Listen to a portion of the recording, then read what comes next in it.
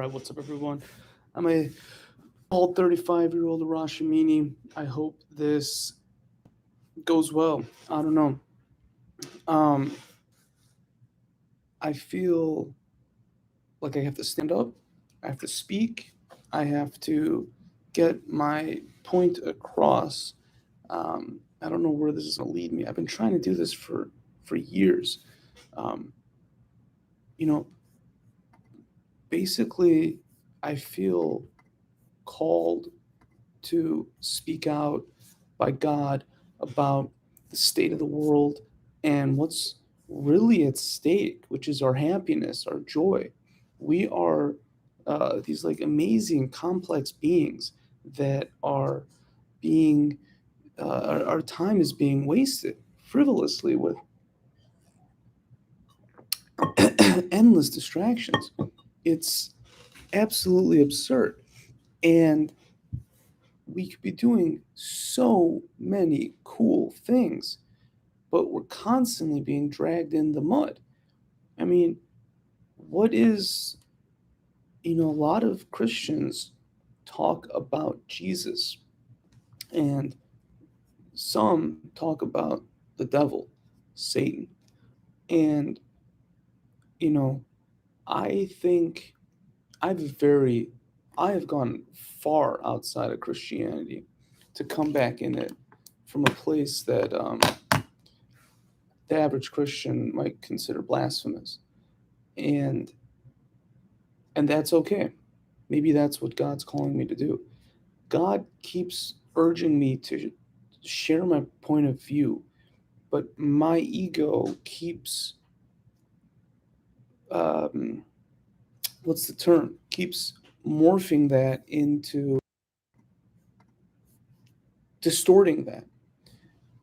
The way I see us as spiritual beings is like some form of light that emanates out from our soul, but our trauma and our ego and our like this our personalities block some of that light from being emanating properly. And if we have a lot of trauma, there's like mud on the shade. Like our body, it might be a multi-layered system where like the body itself is like the lampshade. It needs the light to glow. But then trauma is added on top of that in the form of stains. And if you've ever gotten a really bad stain on something, you've found that you can get rid of most of it, but not all of it. And that is a big a big deal when it comes to us as human beings.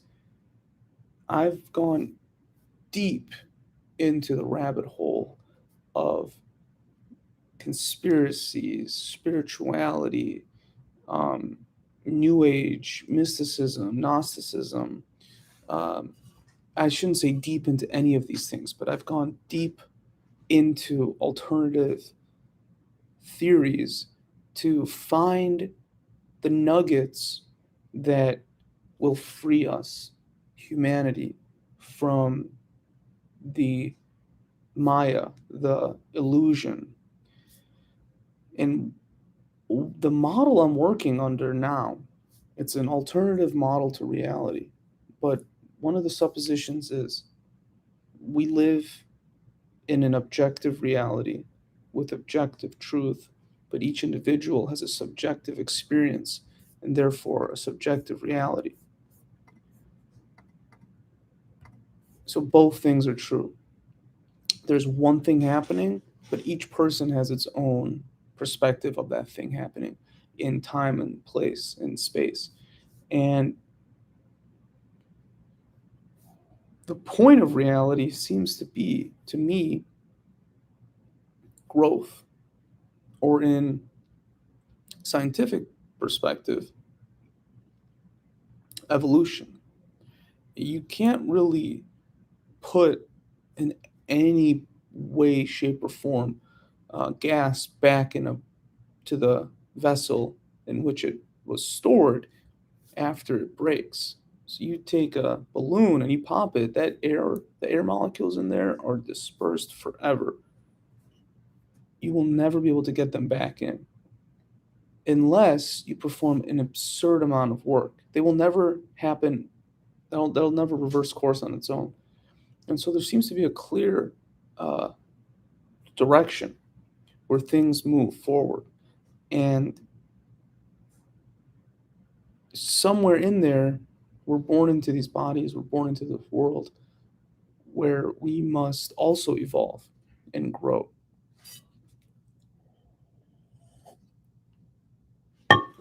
And that's, I think, true because when you're not growing, you feel like you're stagnating, which feels like a form of death, or it can feel like a form of death when God is asking you to grow.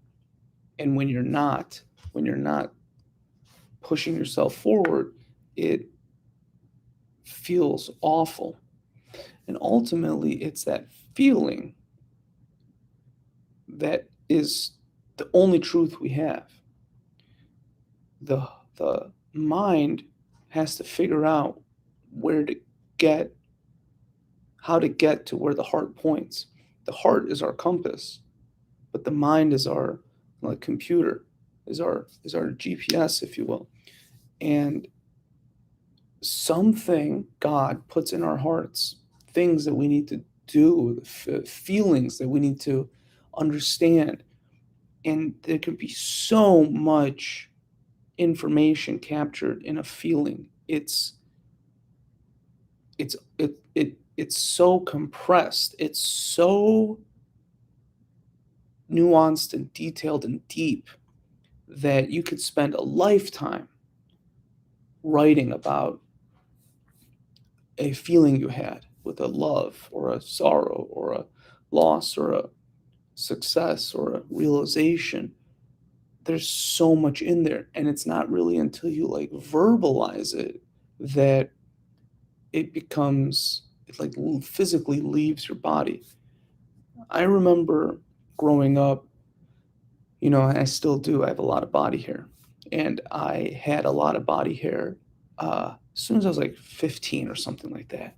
Chest hair, and then a beard, and then uh, some, and then I remember maybe sophomore year or something. At the end of the year, me and a friend were driving with some older kids who were graduating from high school, and I had,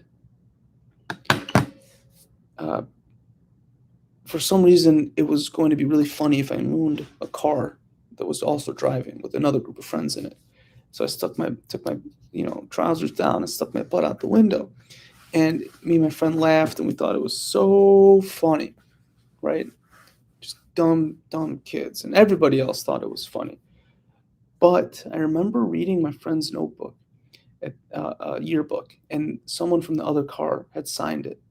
And they had said something, this was months later, they had said something to the effect of like, so and so, it was so great to get to know you. We had so much fun. Remember that night? I'll never forget that night we went to the beach or whatever, and your friend's hairy butt. And my world just like collapsed around me where I was like, oh my God, I am so hairy. And I worked so hard to try and hide it. I would shave all the time. I would keep my shirt on. I had so much body hair and chest hair. And this ended up giving me like erectile dysfunction, ED, my whole life, my whole young adulthood, up until my like 25 years old, until I finally fixed it. And I remember first, maybe three moments where it got resolved. The first moment was when I had gotten back together with an ex girlfriend during college. I mean, I was plagued. I didn't have sex until I was 20, while I was in college, freshman year. And my girlfriend at the time started crying because I couldn't keep an erection. And it, it was just something I couldn't deal with. I couldn't believe that anyone would find me attractive. It was impossible for me to believe that. And it affected me. And I remember for the first time in my life when I got back together with an ex girlfriend saying this out loud. And that was the night I first had like sex. This was when I was like 20. And then I still struggled with it, and I met my this is after college. The year after college, I was 24, 25 years old. I met my now wife, and together I was so comfortable with her, and I explained it, and I finally started um, becoming confident enough and just accepting it. This is who I am. Um, I got my back waxed a couple times, and that kind of reduced the hair. That you just feel so old. In those days, it was like hairless was the thing. After the 80s, the 90s became like metrosexual, and it was about all hairlessness, and that was all the models were hairless, and everything was. And I was so out of step with time in America as a young man. And I remember saying it out loud was the first time I found relief in almost 10 years. And this thing that took so much joy out of my life was removed from my shoulders, so to speak, once I put it out into the world. And I think there's something there where this reality we're in is constructed in such a way that what is inside of us can be removed and put out into the world when it is put out into the world. And that's why writing feels so good, I think, and talking feels so good, and therapy has a place in the world, and communication and is good. Good communication exists in healthy relationships, and so on. And that's why I think we're here to grow, because there are structures in place in reality that allow us to become more fulfilled and more experience more joy. Now that's in God's creation, right? And you can think of the cosmos as all of God's creation, but even that exists inside of a larger creation where we probably, I believe in reincarnation. I believe wholeheartedly that we come down from heaven, experience a life, and then go back to where we were before we were born. And that this is all ultimately a grand simulation, a divine simulation, though, because what happens here imprints into our being. What we learn here allows us to keep growing. I believe that because the Buddhists, billions of Buddhists believe that. It's not a crazy idea. I believe it because I don't think anyone can learn enough in one lifetime to become like Jesus. I believe Jesus is someone they call, what's the phrase in Bhuttarata? Um, there's a phrase for an enlightened being that comes to help those who are unenlightened. And I believe that was the person we call Jesus, was this ultimate being that incarnated here to help us um, understand like a whole new way of being. And his his self death ultimately was a form of sacrifice to clear the karmic record of the species, us at the time. And he was able to do things with matter that no other human was seemingly able to do. And however, his, the thing that ultimately made me believe that Jesus was real was that before Jesus, the Roman Empire was Jewish. After Jesus, it was forcibly, after over hundreds of years, became Christian to acknowledge this new paradigm of believers. And I think every religion has a truth, but I think ultimately Christianity has the most truth in it. And because, unlike Judaism, unlike Islam, unlike Buddhism, it has an it has um, a real sense of evil, of the devil, of Satan, of the fallen, uh, um, angel Lucifer. And we don't really talk about what that means and who that person or being might be. And it wasn't until I got into, conspiracy theories as a form of science fiction, really, of a form of, like, what would you call it? It's like neo mysticism or something, right? This idea that, like, hey man, there's a reason nothing works, or there's a reason no one's happy. There's a reason 40 million children disappear every year. There's a reason rape, murder, and uh, robbery exists. There's a reason the media doesn't tell us anything helpful. There's a reason school doesn't teach you how to become independently wealthy. There's a reason for all these things. There's a reason people commit school shootings. That's not an abnormal, that's beyond dumb or mean. That is evil. There is no evolutionary basis for a mass shooting. And only in a Christian context can you explain that, listen, this person is clearly um, um, not even affected, but possessed by some demonic entity. How else can you explain it? Because you would just end your own life if life was so painful for you.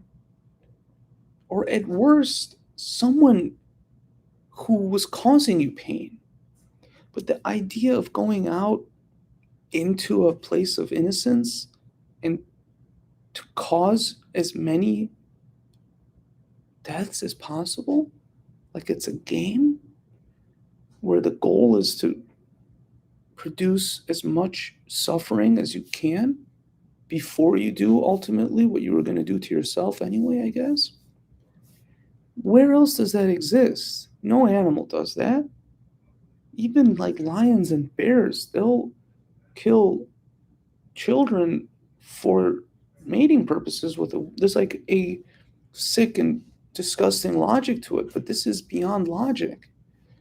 And so I really think that and this is something I got from physics, that if, going back to my kind of my tenets, that God is real, evil is real, objective reality is real, subjective reality is real. Um, Jesus was a higher dimensional being that came down and to help us, or a person that came down and tapped into what we call Christ consciousness, the ability to raise your vibration, your frequency as a human being, the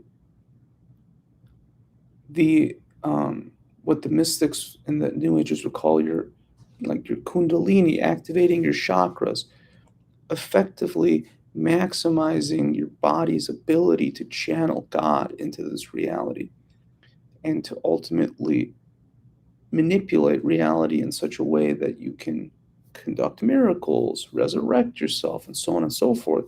These things are like extremely challenging and require someone to probably do this over and over again. If there is forget a multiverse. I mean, the multiverse probably exists, and there are probably plenty, tons of planets with intelligent, sentient life on them. But life exists in like the plane we're in now. But that's like 2% of the visible spectrum. All this dark matter, dark energy. What is going on out there? It is, I believe, the rest of reality. The reality we experienced before we were born and after we die. Now you might say, well, what is hell? I believe hell is a um, a layer of dimensions like lower than us. And I think we live right at the cusp where if you lower your frequency enough through self-hate, through being abused, through all these different horrible negative things, The devil is there waiting for you and will use you to instill suffering here, ultimately as a way to compel you forward and up and out, to continue your evolution. I think this is the only way to explain everything. Christians, how are you going to explain UFOs and aliens? How do you explain the Catholic Church molesting so many children? How do you explain the Great Pyramids? How do you explain, you know, um, the fact that we all go to church every Sunday and nothing is getting better? Things are getting worse. How do you explain your prayer not working? Every day we go to church and we pray for our leaders to think more clearly and so on and so forth. Well, what if we have been given a watered down version of these prayers and the enemy has captured the church? It would make sense that Satan would what's it called when you like invert or deflower or spoil the the holiest things. And I think that's exactly what's happening with the church. That basically anyone who's had a lot of power over historic the historic record has made a deal with the devil. Has allowed has handed themselves over to the Satan, and has thus been granted fame, money, power, influence, whatever it is, at a great price. And I think that's the only way you can explain the war going on, with the filth that Hollywood puts out, the rampant censorship of Christians across all social media, the push to indoctrinate our children into um, permanent, irreversible sex change operations before they're hitting puberty and have any sexual desire. I mean, think about how evil that is. And it's obvious to me that uh, these are these poor people have not only mental illness, but probably a hormonal imbalance. You start thinking about the amounts of plastic hormone disruptors in pesticides and plastics in our food. Therefore, uh, these things are affecting people. And if there was a pill to give anyone the ability to not be transgender, how many would take it? Because it's a hard route. And I think what's happening is that a lot of these folks are, I don't know. I don't know. I have no idea. But it seems artificial. And I say that lovingly because we should protect them, we should help them. They should not be the face of any sort of political movement. And we should separate them from grown men dressing up like prostitutes and reading to children. That is not the same thing. Those are sexual predators and or perverts in the worst way. Uh, they they should not be near children. If you say you feel like a man or you feel like a woman, men don't feel like men. Women don't feel like women. That feeling is probably some imbalance with your hormones from these disruptors. And instead of pushing you so much further than the way God made you, from a man to a woman to a man, have you thought about pulling yourself closer to where the gender you were born as, and perhaps getting more testosterone as a man, as a male, and getting more estrogen as a female? I'm not sure, but it's clear that there's a bio a uh, a a psychological or physical issue that needs to be solved, because more young people than ever identify um, as gay, as non, um, you know, not straight. And what is causing that? Right? There's something causing that. That's not the way. That's not the way things are supposed to be. Um, and I don't know how you can explain all this without a belief in understanding that we've been born into a fallen world, that the devil has owned and operated this world for, you know, um, the mystics and the New Age folks would say for like the last great cycle, and that might be 20,000 years, that might be 12,000 years, and that it is all it has recently ended. That's what 2012 was all about. That's what the Mayans were all about. Um,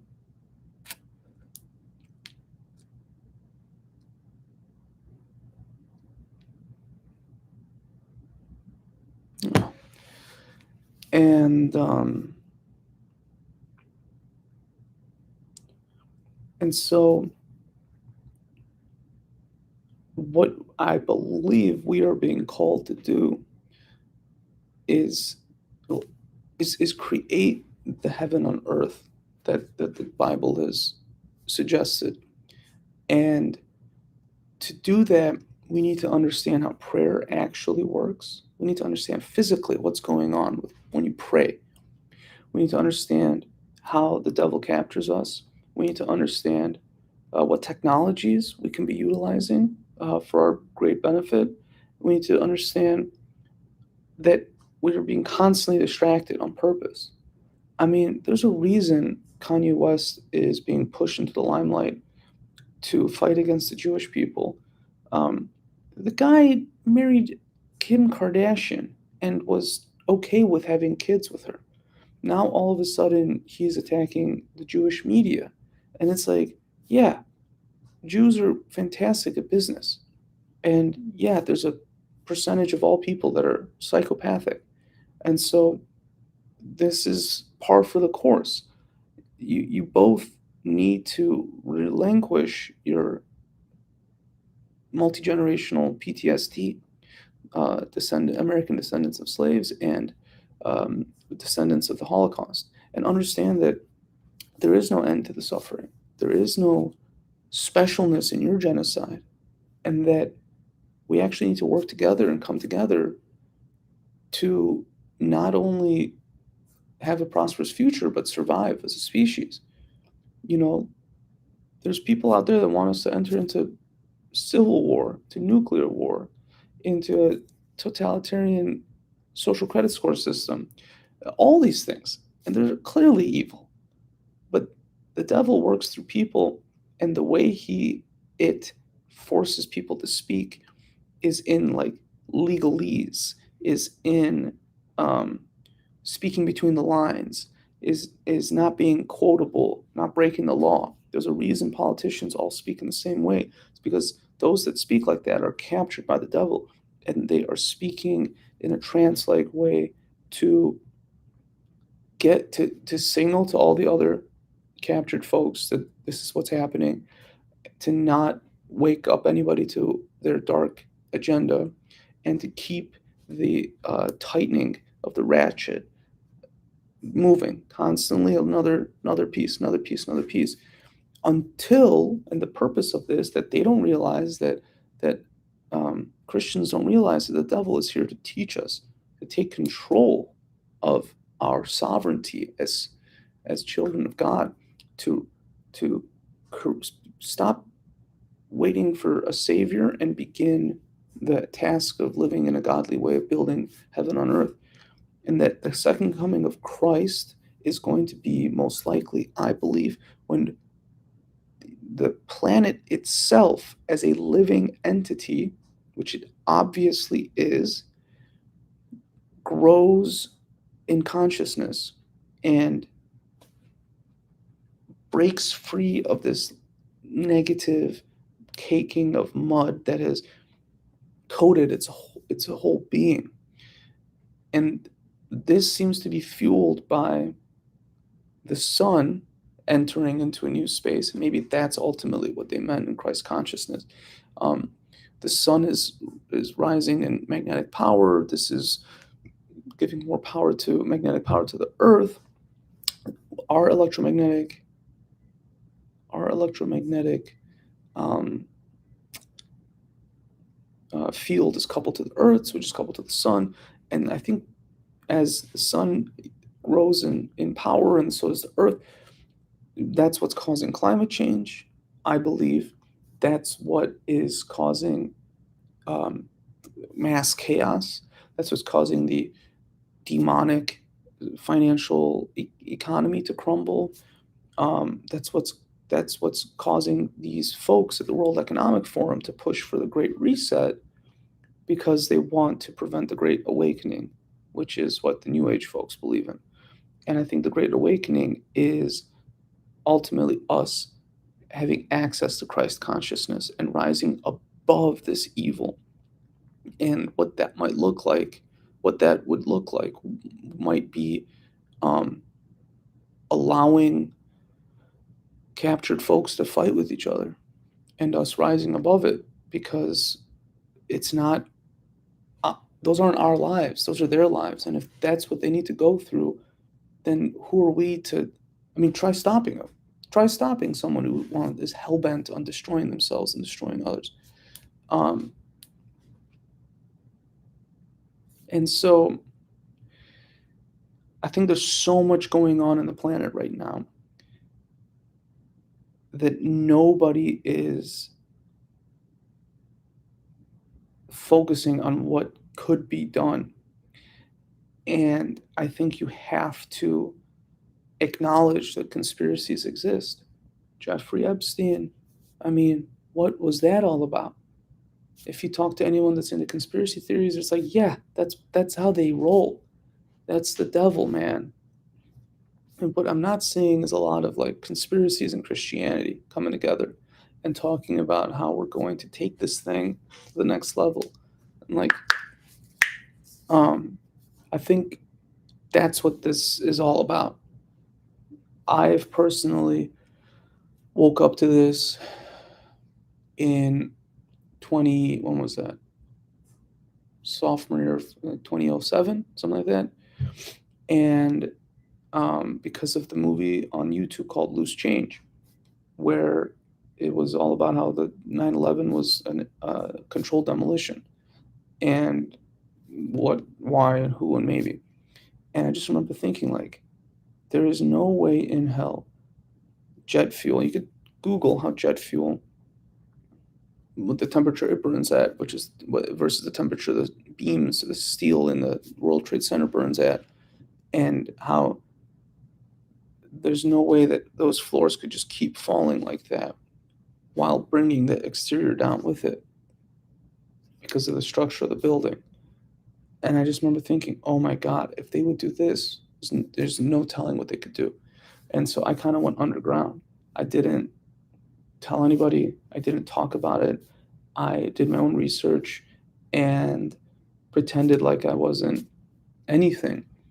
And I think that's ending now, where I need to come out and talk about, I went through a really interesting path of uh, being a stoner, being a silly kid in the burbs, but having been born in Iran and raised in the suburbs of Chicago, um, kind of wanting to be a poet or a writer, and getting a physics degree, getting into the beginning of grad school, and then getting into entrepreneurship and clean tech and indoor farming, and then getting into growth marketing and startups at like a higher level, and now being able to combine all that stuff to help, I think, help.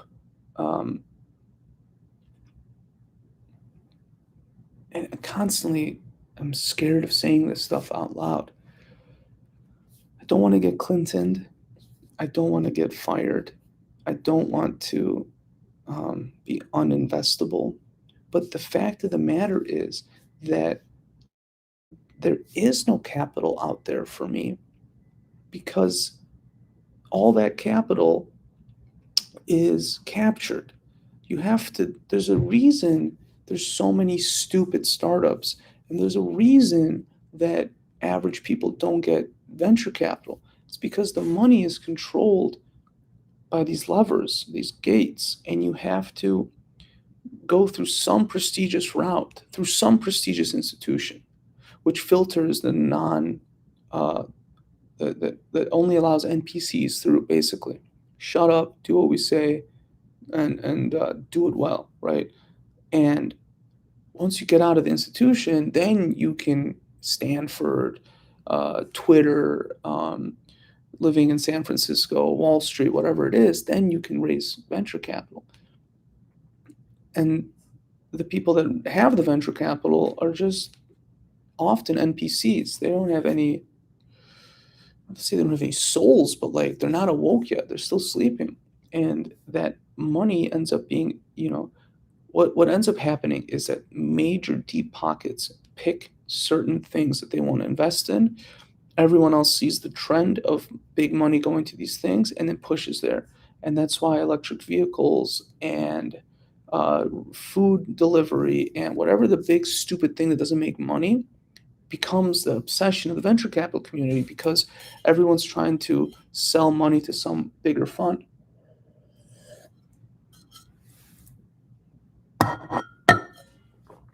And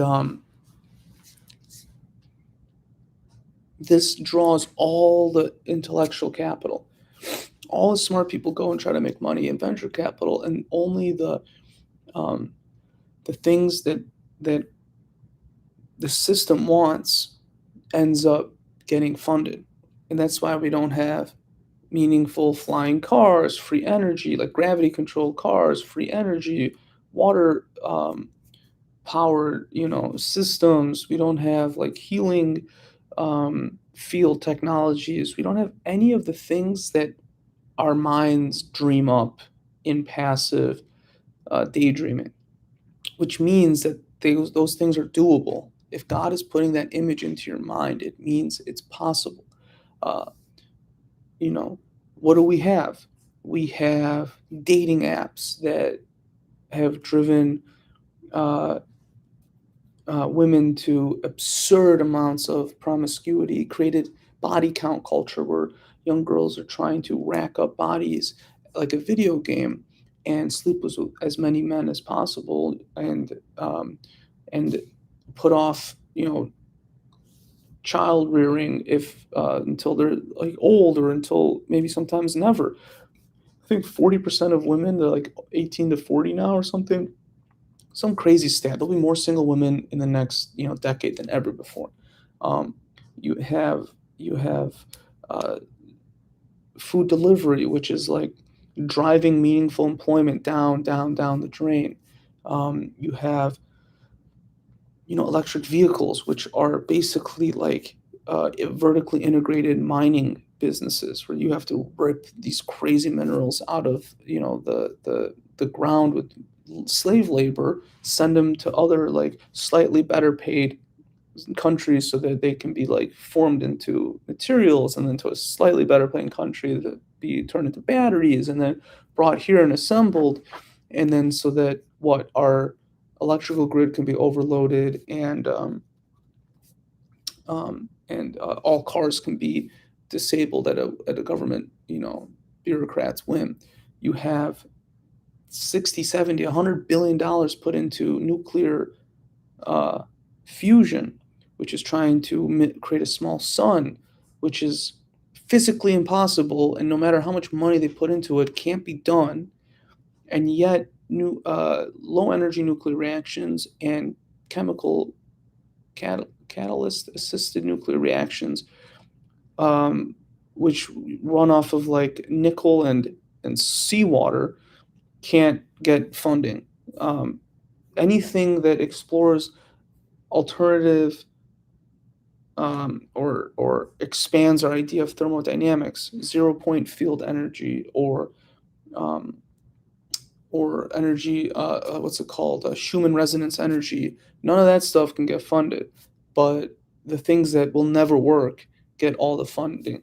CERN gets how many untold billions of dollars just to smash particles and to see uh, further in granularity the structure of the fractal structure of reality. There's no end in sight, and there's no relevant information that comes out of this thing. But that's where the money is, and so that's where the jobs are, and so that's where the PhDs end up. That's where the papers are written, right? That's why academia. There's a reason academia doesn't produce any meaningful discoveries, because the only people that can survive in academia have to shut up and calculate. You're not allowed to philosophize. You're not allowed to talk about anything that's been previously established. You're not allowed to challenge. A. B. You're not allowed to invoke God in any way. C. You're not allowed to stray outside of the mainstream narrative whatsoever. And again, the things that are funded by the federal government are the things that people end up researching. There's laundry lists at the National Science Foundation or wherever, and you get to go pick what you want to get grant money for to research. So you're basically just doing the work that some bureaucrat decided. Well, who manages all that stuff? We don't know. No, even like it's so bad that funding from the Defense Department is like the most practical funding, because it's actually going to kill someone somewhere in a far off land, which is like mildly productive in some horrific way. You can't propose anything outside the norm whatsoever. And that's why I left academia. I saw this clearly, and I'm like, this is insane. There are so many papers, scientific papers across the years, decades of like wild discoveries. One of them that changed my life forever is this idea that space-time itself is actually a superfluid-like substrate, and this would account for the fact that it doesn't slow light down, the fact that there's no resistance to it, the fact that um, uh, quantum entanglement occurs, because ultimately every point in space-time is in the same like wave function and therefore sharing the same properties instantaneously, and all these like other interesting things. And it led me to have this epiphany that it's not the it's not the law of attraction, this idea of manifesting. Even that was promoted specifically. Everything good is inverted and then promoted so that you are left without true knowledge that all the greats have. And I'll get into this line of occult knowledge and how it's obviously in existence. But the law of resonance is false. Excuse me, the law of attraction is false. It's actually, I believe, the law of resonance. That you, as an electromagnetic being, are emanating a frequency that's the sum total of all the frequencies of all your atoms. So you have a wave function like a particle would. And this is your vibe. This is your frequency. And it is unique to you. And the thing that people think, like people say have positive thoughts. It's not actually thoughts, it's what's in your heart. Your heart's electromagnetic frequency is like 40 to 100 times stronger than your mind's. And so you can think all you want, but if you have trauma, your heart will be mired by that, and you will not be able to have. I believe one of my theories is that the heart allows for the kind. The heart dictates the types of thoughts you can actually have by creating the magnetic field that encompasses your brain, and that affects try to have positive thoughts when you feel like suicidal, right? It's like impossible. And so by holding the right electromagnetic state, emotional state from your heart, it then creates it creates a vibration, and if you hold it, space-time around you ends up mimicking it, and then you end up experiencing that thing. And this is why horrible things happen to innocent people, because they haven't been taught this, and they have had oftentimes trauma, or they're unaware, and they're inadvertently creating nightmarish scenarios and walking right into them. This is why I believe people that have no idea what any of this stuff is have fantastic lives, because they're just putting out a good heart frequency and a good emotional state. The idea of like a fool being saved constantly is I think because of this. It's also, I think, why certain cultures have massive success while others don't, because the true nature of how to manipulate reality has been kept secret from us for, they say since the fall of Atlantis. And, I believe a lot of these things. I believe like 10%, 1%, 14, 50%, right? There's very few things I believe in 100%. But I have a loosely held belief that there was certainly a global civilization that predates our written history and has advanced technology that we still do not have. Whatever they call that, Atlantis, I don't know. And you see this in the architecture of all the pyramids across all the planet, the location of those pyramids, um, and the markings on the pyramids, and also like all these interesting random geographic finds, archaeological finds. Um, and um, there's a reason that Great Britain dominated Europe, destroyed the Native Americans, because Europe had occult, hidden knowledge. And through alchemy, aka chemistry, they were able to invent things that the natives of America were unable to invent, like steel. They were able to um, create, like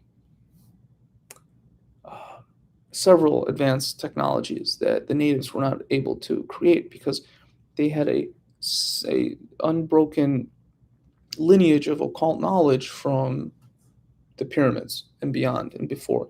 And there's proof of that in a called, I think, the Sonnet Code, um, where if you Google this, you'll see a video about a page of William Shakespeare's like sonnet playwright, um,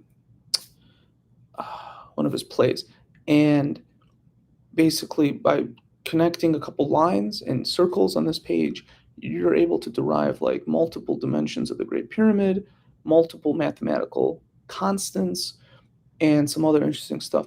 And a lot of that knowledge was not publicly known, was not discovered when this thing was written. And it is, you can check it yourself. Um, what is it called? Sonnet Code Pyramid?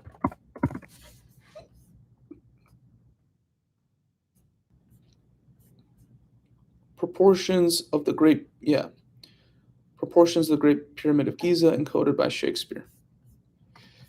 And the reason most people don't want to scratch the surface is because the well is deep, and you will fall down a rabbit hole where you will realize that we are not in control. We have not been in control of this planet.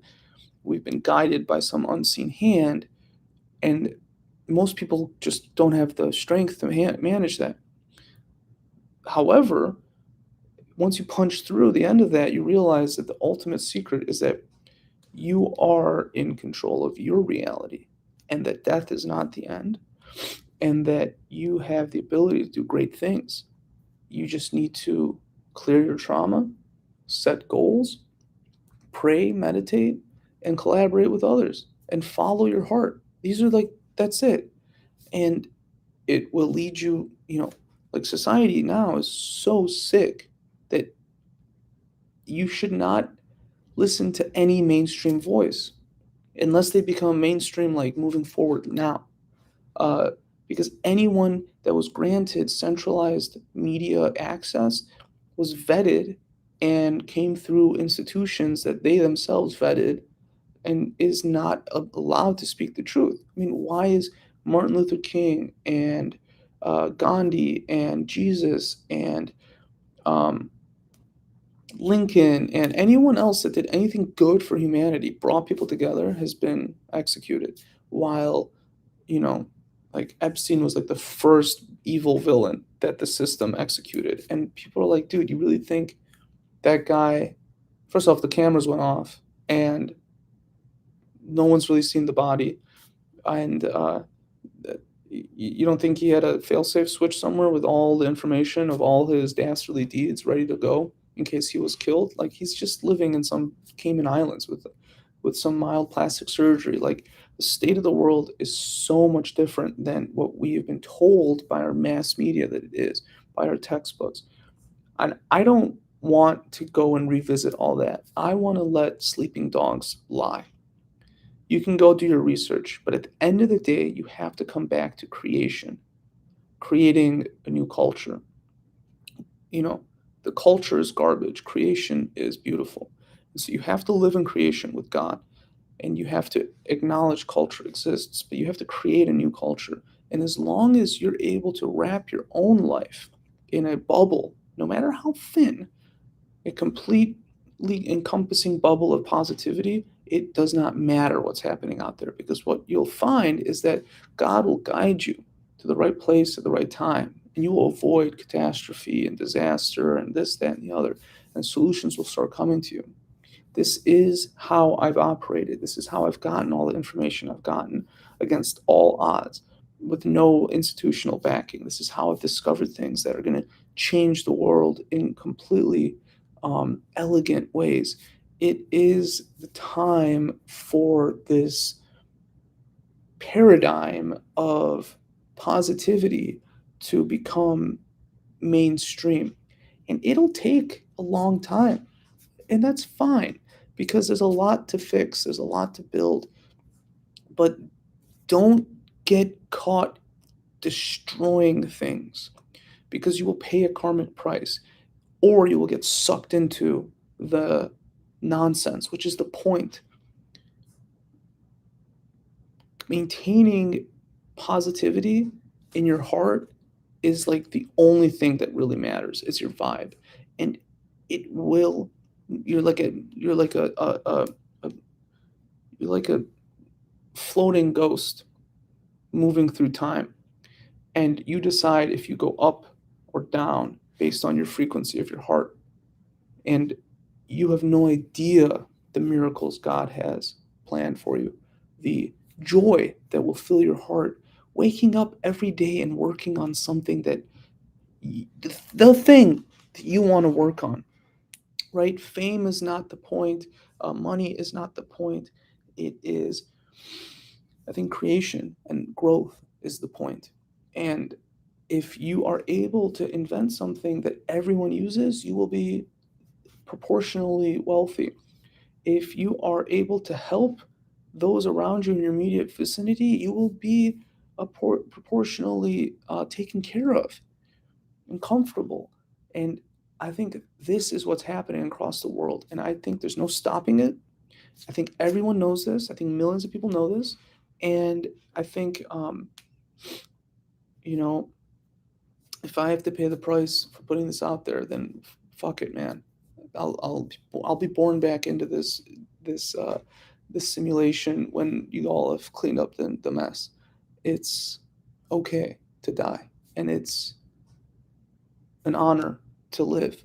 And um, I think I think this is what God has put into my heart, is to explain that there is a time now to build and to be creative and to be bohemian and an artist and be compassionate and detach yourself from the culture, because creation is beckoning, and it is such a beautiful thing, and everything it figures itself out in instantaneous, synchronistic, real time,